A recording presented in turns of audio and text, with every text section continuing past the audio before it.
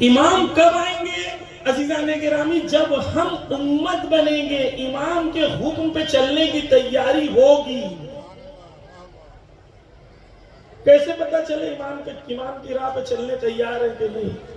خدا نے ایک نظام بنایا، ایک سسٹم بنایا، جس میں کہا کہ ہم کچھ وقت کے لیے امام کو غیبت میں ڈال دیں گے، نائب امام تمہارے درمیان ہوں گے، نائب امام کے پیچھے چلنے کی صلاحیت پیدا کر لو گے تو ہم امام کو بھیجیں گے۔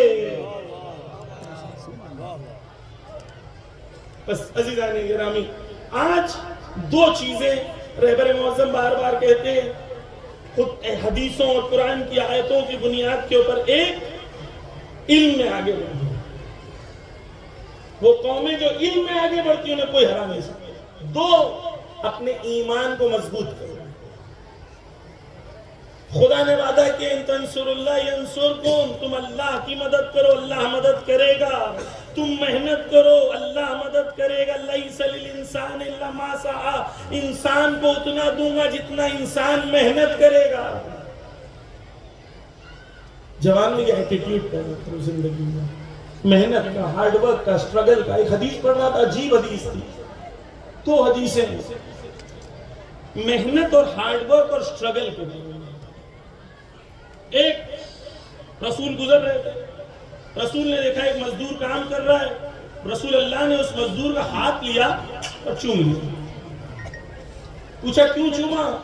کہا اس لیے کیونکہ حلال روزی کماتے ہوئے ہاتھ میں زخم لگے ہیں، روز قیامت یہ ہاتھ جلایا نہیں جائے گا۔ رسول اللہ نے کہا 70 شاخیں عبادت کی ہیں، سب سے فضیلت والی شاخ حلال روزی کمانا ہے۔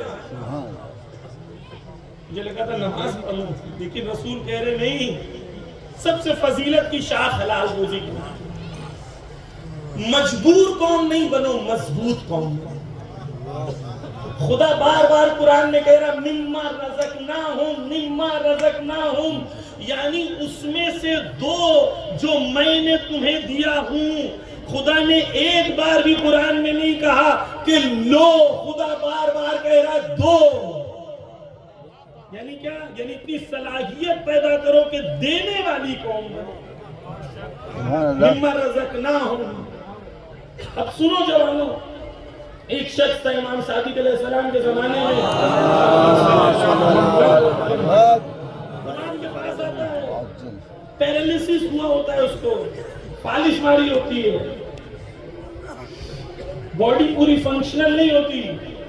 امام سے کہتا ہے مولا مدد کیجئے۔ امام کہتے ہیں جا اسی حالت میں اپنے سر پر وزن اٹھا اور کسی کا محتاج نہ بن، حلال روزی خود کما۔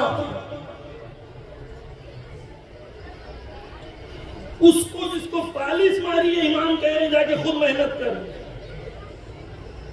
وہی قوم کی خواتین ہمیں میسیجز کرتی ہیں مولانا ہمارا شوہر کام نہیں کرتا،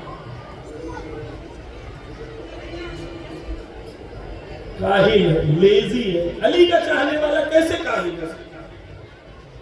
اب غور کریں، امام نے کہا، ساتویں امام سے حدیث ہے، امام کہتے ہیں کہ اگر میرا کوئی شیعہ مجھے پتا چلے کہ وقت کو ضائع کر رہا ہے، میں تلوار نکال کر اس پر حملہ کروں۔ امام نے کہا 2 دن مومن کا ایک برابر نہیں ہونا چاہیے، یعنی کل سے آج تک کوئی پروگریس ہونی چاہیے۔ امام نے کہا کہ تمہاری زندگی میں اگر پروگریس نہیں ہے تو ایسی زندگی کو امام نے کہا ملعون ہے وہ شخص۔